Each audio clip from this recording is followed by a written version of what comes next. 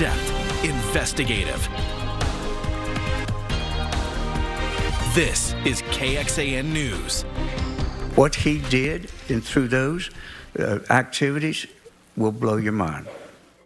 The House panel overseeing the impeachment of Attorney General Ken Paxton just announced its prosecutors for the upcoming trial in the Senate. Thanks for joining us tonight at 5. I'm Britt Moreno. I'm Daniel Marin. High-powered Texas attorneys Dick DeGuerin and Rusty Hardin will present the case on behalf of the House impeachment manager. They say it needs to be an open and transparent process for the public. Now, our Capitol correspondent Monica Madden was at the news conference. Monica, what do we know about these lawyers?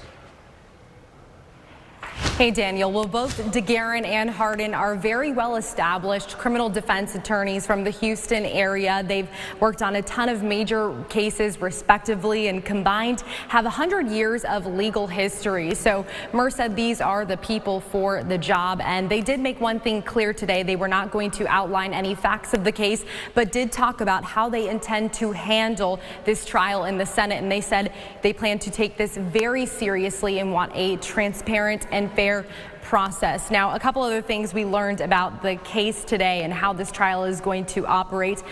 Both attorneys and prosecutors, I should say rather, said that they will not have any contact with the senators. We still have not heard any word yet on whether Senator Angela Paxton will have to recuse herself, the wife of Attorney General Ken Paxton, of course. Now, the other thing that we did learn is that the prosecutors are hoping that the Senate is going to operate this like a trial, meaning they'll have they'll have cross-examination, they will be able to present evidence both sides, and they want this to really be a fair process for everyone in the public to see and hear. Here's what they had to say about how this will play out today.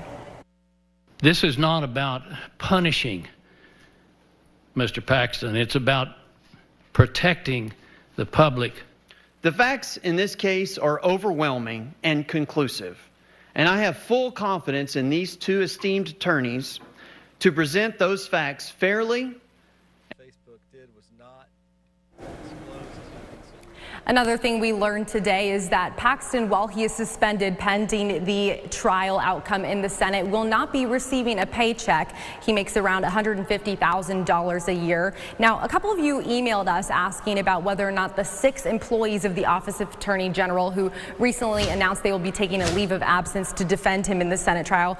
You asked if they would be paid. We asked the Comptroller's office, who was the one who said Paxton will not be receiving a salary for the time being, and they said they're looking into whether or not those employees will be getting paid while they're taking a leave of absence, and we will let you know as soon as we have those answers. Back to you guys.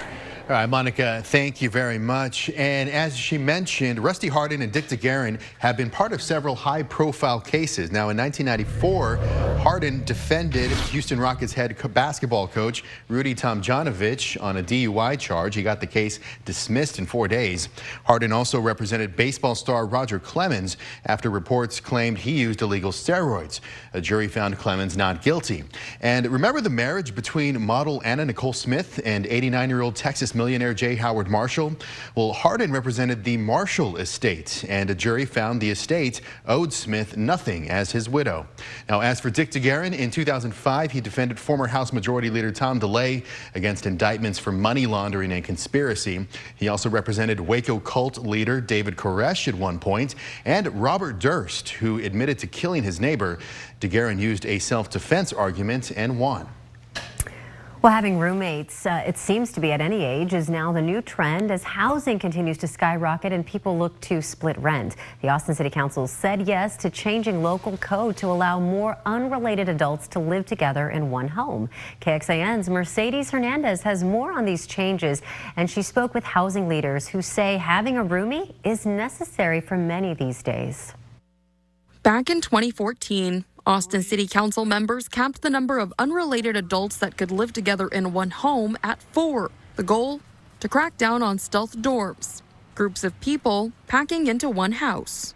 At this point, the 4-person cap has long outlived its usefulness. Since 2014, rent, home, and land prices have soared. So Thursday, present-day council members voted to change that cap from 4 to 6. The city of Austin must stop policing people's relationships they choose in order to afford housing in the city. 20 years ago, my sister was a UT student living in a 3-bedroom house with 5 girls. And about 15 years ago, I was someone who was living with 4 people unrelated in a duplex. I and my sister both at some point would not have been able to have that roof over our head. Emily Blair with the Austin Apartment Association says with living costs being the way they are right now, splitting them is an appealing option. Those types of opportunities for more housing options for our renters is a good thing if we can stay in compliance with those regulatory rules. A majority of the council approved the resolution. As we wait to see the impact it will have, Blair says the housing climate could provide more relief as well. Average rents are down about 2 to 3% from this time last year, as well as occupancy is also a little bit down from what we've seen in the last couple of years. In Austin, Mercedes Hernandez, KXAN News.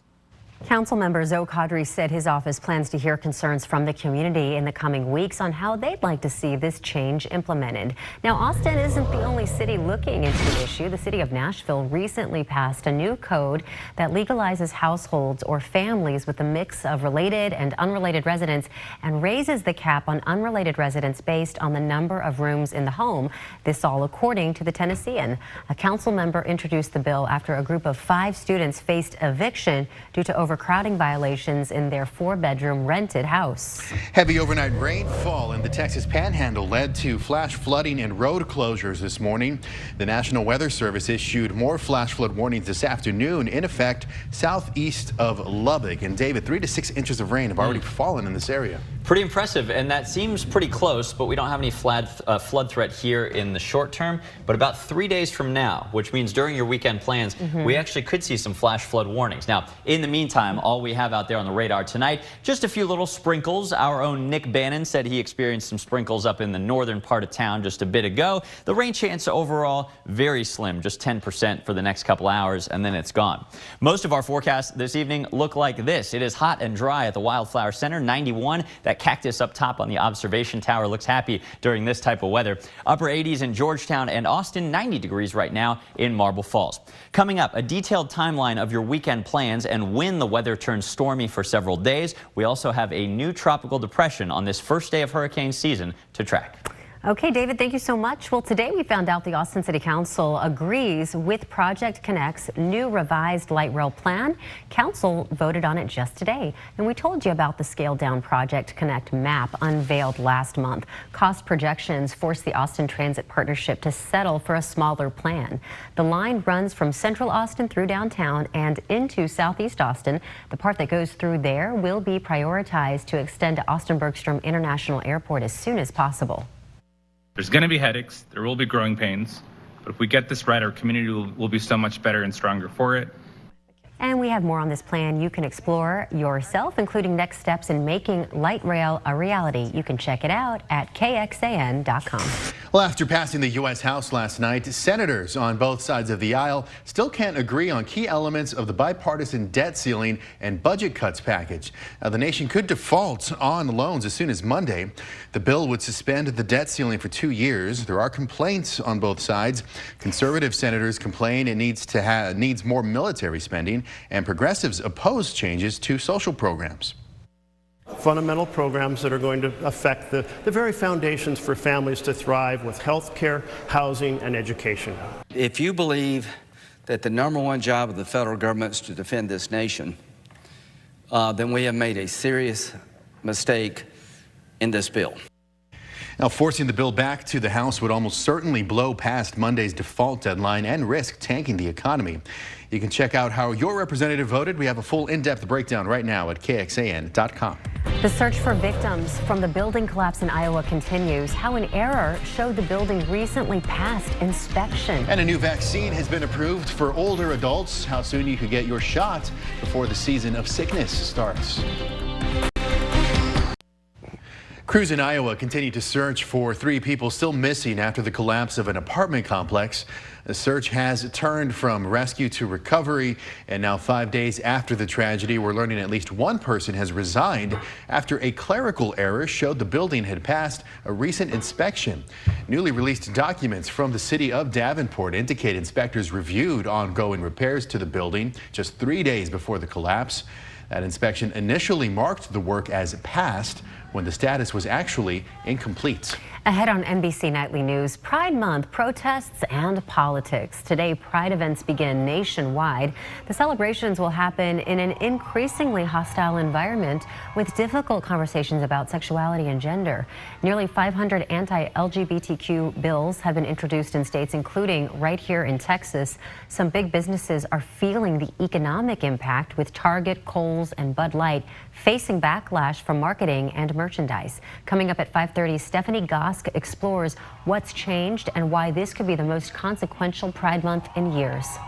Well, are you a jukebox hero? One Austin man is. What he's doing to fix up the old-time rock and roll machines so the younger generation can enjoy. The weekly drought monitor update is out. Unfortunately, no big improvement. This is what it looked like last week. This week, we only saw one little sliver of drought degradation way up in Lampasas County. Some of the worst drought on the scale still exists south of Fredericksburg, but that's actually right where we're expecting the heaviest rain over the next 7 days. Stick around for your first warning forecast.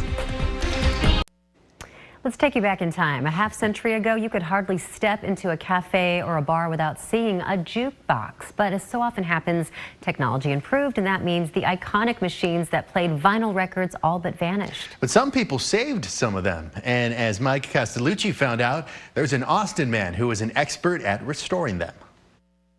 What do you see that I don't? Lulu loves music. The boomerangs. She sits on it, on the stacks of wax in Dan Mulholland's living room.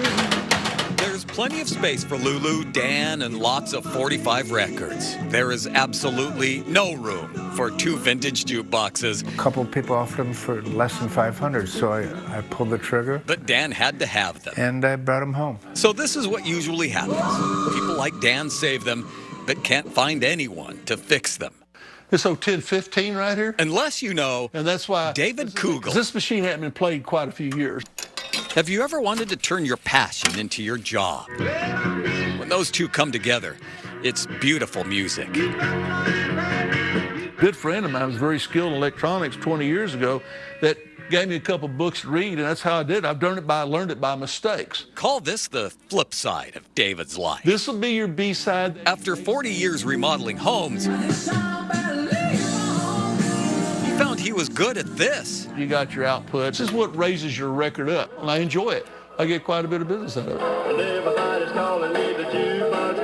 David can call up Jukebox Man on his 1941 Wurlitzer Peacock. Everyone else calls him up looking for the jukebox repairman. I hear people all the time say the last guy that worked on a jukebox died. I always say, God, I hope that's not an owner. What could be better than listening to music on vinyl? Maybe watching it, too. But this got an analyzing sheet in order to go through the color in order to allow the Peacock to change colors. It's like an opening act, pressing your selection, and then your lead singer is ushered to the stage of colored lights, and it's all served up on a platter. Even the needle seems to dance to the rhythm of the music. Vinyl records have already made a huge comeback. Could these machines that play them be next? But it was his pride and joy, and I got that working for him. But you see a lot of the younger crowd that are, there's restaurants here in town that I keep their machines going for them, and they want the 60s and 70s machines. Every record has A-side, B-side. Turns out, David's B-side of life... That's a good song to play right here. ...maybe his most fulfilling selection, because he knows there are people like Dan out there who saved a couple, even with little space for them. Ideally, when I get this thing not restored, but really up to snuff, I want to have it for parties so I can make, all that money I'll make for my, a quarter here and a quarter there, I'll probably buy a Cadillac. In Austin, Texas. Or not. I'm Mike Castellucci. Love how this started as a hobby for him and then turned into this business. That's amazing. Skilled man. I love it. And I went down the jukebox rabbit hole. You can find a lot on eBay. Oh, really? If y'all want one, that might be the place to hunt and you got a place to fix them up. Specialty item. Exactly. Well, let me take you guys outside. It's been a hot start to the month of June. Looks like we got a little visitor on the lens there. Yeah, that's our favorite wasp. Looks like Godzilla on this camera taking over the city. I assure you it is not. It's 88 degrees right now with partly cloudy skies. Let me get this guy off the screen. That's kind of creepy as dinner time approaches.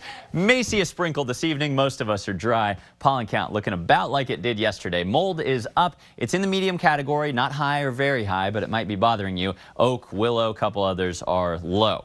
This is the flooding rainfall northwest of our area that's not coming here, but has produced up to 3 to 6 inches of rain. Even a tornado warning now well southeast of Lubbock, not far from Abilene. Again, those storms not coming here, but a little bit of a sign of what's to come. We've got 2 storms, one over the desert southwest, another on the subtropical jet stream down here in the Pacific. Both of these are kind of heading our way slowly, and they're going to gradually, incrementally bring back a stormy forecast over the next few days. Over the next 7 days, rainfall projections are up. I told you the drought is worse down in Gillespie County. That's where the heaviest rain is expected, up to 2 inches, maybe some isolated higher totals. Over the next week in Austin, we very well may see over an inch of rain. Let me show you when this happens, because it's not immediate and it doesn't affect all of our weekend plans. After a brief sprinkle in some areas this evening, we're dry overnight, a few low clouds by morning, but a sunny and hot Friday for your happy hour and early dinner plans. Now, late tomorrow evening, as that trough approaches, we'll have a little strong storm complex, if you will, moving in from West Texas. The latest radar data, which is just coming in new at 5 p.m., still diminishes these storms really quickly. A few folks see a quick thunderstorm, probably not severe, in the hill country tomorrow night, but it dies out long before ever making it to Austin. So there's your first slim chance of rain out west on Friday night. Saturday, another dry, hot day from morning through afternoon. But on Saturday night, this computer model and many others still converging on some storms developing in the area. Even after dark, some heavy rain possible Saturday night into early Sunday morning. Sunday, we can now see into part of the day at least with this new extended range model. Clouds and a few showers as early as wake up time. And look at this, pretty numerous showers and even thunderstorms through midday and beyond. The rain coverage shown best here. Very isolated tomorrow night, a little higher Saturday night, but Sunday and Monday, I've raised your rain chances to 70%, and a few scattered storms continue early next week before they gradually taper off thereafter. Today, the first day of hurricane season, and things have really escalated quickly out in the Gulf. Remember this little low pressure we were watching yesterday? Well, it's not much to look at, but it is now Tropical Depression number 2. Yes, it's the second storm of the season because there was actually a subtropical storm way off the northeast coast that quietly happened in January. For all intents and purposes, though, the first storm of the season expected to drift southward, possibly gaining tropical storm intensity tonight. After that, it continues to drift toward Cuba, likely diminishing, and as you can see by the wind speeds, never becoming a strong hurricane. If it does reach 40-mile-per-hour winds, though, as expected tonight, this could be Tropical Storm Arlene. You can check out this name list real quick, see if any of your friends or family are on it. It's also on our website. Okay, tonight, 71 degrees, mostly clear and humid conditions. Tomorrow, it's hot and dry until a little isolated hill country storm late. High temperatures 92 in Austin. It's another hot day on Saturday before those evening storms ramp up. But look at this, clouds and rain in the area keep temperatures as cool as 86. That's not bad for June on Monday afternoon. High temperatures reach 90 or above as the forecast gradually dries later next week. The FDA has approved a Pfizer vaccine for RSV for older adults. The virus hospitalizes thousands of seniors every year. Now, Pfizer says the single-dose vaccine was up to 86% effective at preventing illness in adults age 60 and older. The company expects to have supplies ready before RSV season in the fall. Now, the CDC's Committee of Independent Advisors will meet at the end of the month to discuss recommendations on the use of this vaccine. We're learning that the teen birth rate here in the U.S. reached another record low in 2022. It fell 3%, and while it's still a record low, it's actually a smaller drop than in previous years. Since 2007, the teen birth rate dropped about 8% per year. The smaller decline seems to indicate that the nation may be nearing a plateau in teen birth rate numbers. Access to both contraception and comprehensive sex education has driven the decrease in teen births, which are down nearly 80% from what they were in the early 90s. Well, coming up tonight on KXAN, it's the Blacklist at 7 and 8 p.m. and then Magnum PI at 9 o'clock before we're back with KXAN News at 10. You can join us an hour earlier for KXAN News at 9 on the CW Austin, and here's where to find us.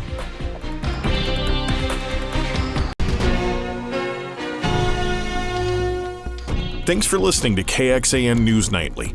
You can also listen to KXAN News Today every morning for more in-depth coverage of what matters most to you.